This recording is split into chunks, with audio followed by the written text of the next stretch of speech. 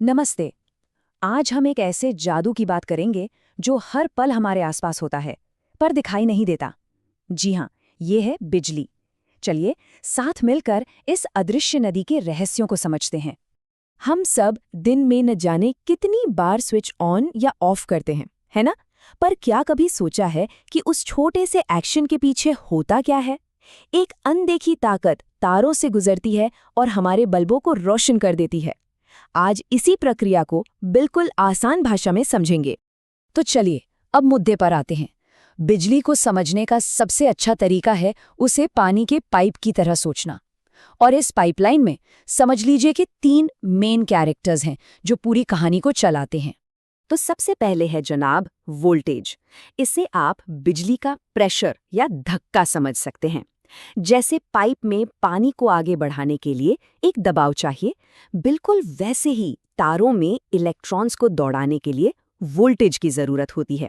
यही वो पहली ताकत है जो सब कुछ शुरू करती है। वोल्टेज के बाद आता है करंट। अगर वोल्टेज धक्का है तो करंट उस धक्के की वजह से बहने वाले इलेक्ट्रॉन्स का फ्लो है।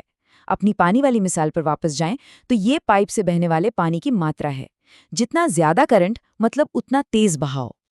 और आखिर में आता है रेजिस्टेंस, मतलब रुकावट।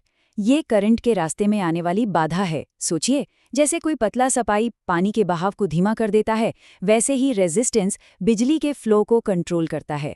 और हाँ, हर तार में थोड़ा बहुत रेजिस्टेंस तो होता ही है। तो एक बार फटाफट इन तीनों को साथ में देख लेते हैं। वोल्टेज यानी पानी का प्रेशर, जो करंट यानी पानी के फ्लो को धक्का देता है, और रेजिस्टेंस यानी पाइप का पतला होना जो उस फ्लो को रोकने की कोशिश करता है। ये तीनों मिलकर ही बिजली का पूरा सिस्टम चलाते हैं। अब देखिए, ये तीनों अकेले अकेले काम नहीं करते। इनके बीच एक बहुत गहरा रिश्ता है, एक नियम है जो तय करता है कि कौन किसको कैसे प्रभावित करेगा। ये लाइन देखिए, कितनी सीधी और गहरी बात कहती है। वोल्टेज करंट का निर्देशक है। इसका सीधा सा मतलब है कि वोल्टेज ही बॉस है। वही तय करता है कि करंट कितना मजबूत होगा, किस दिशा में बहेगा। तो होता क्या है, ये सब एक चेन रिएक्शन की तरह चलता है। जैसे ही वोल्टेज बढ़ता है, वो करंट के बहाव को तेज कर देता है। अब जब करंट तेजी से बहता है तो तार गर्म होने लगता है, और जैसे ही तार का तापमान बढ़ता है, उसका रेजिस्टेंस भी बढ़ जाता है, जो फिर करंट को धीमा करने की कोशिश करता है। ये एक लगातार चलने वाला खेल है। तो हमने बहाव की बात तो कर ली, पर ये बहाव करता क्या है? ये बनाता है पावर, यानी शक्ति। लेकिन मजे की बात यह है कि पावर भी सिर्फ एक तरह की नहीं होती। इसके 2 अलग-अलग रूप हैं और दोनों ही हमारे सिस्टम के लिए बहुत जरूरी हैं। एक तरफ है एक्टिव पावर, इसे काम की पावर भी कह सकते हैं। यही वो पावर है जो असल में काम करती हुई दिखती है, जैसे बल्ब का जलना या हीटर का गर्म होना। दूसरी तरफ है रिएक्टिव पावर।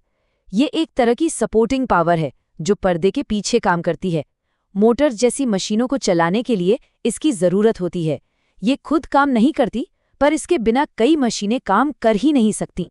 और जब हम इन दोनों, यानी काम करने वाली पावर और सपोर्ट करने वाली पावर को मिला देते हैं, तब हमें मिलती है रियल पावर। ये किसी भी सिस्टम में मौजूद टोटल पावर होती है। तो हमारे घरों तक जो बिजली पहुंचती है, वो इन दोनों का ही मिला जुला रूप है।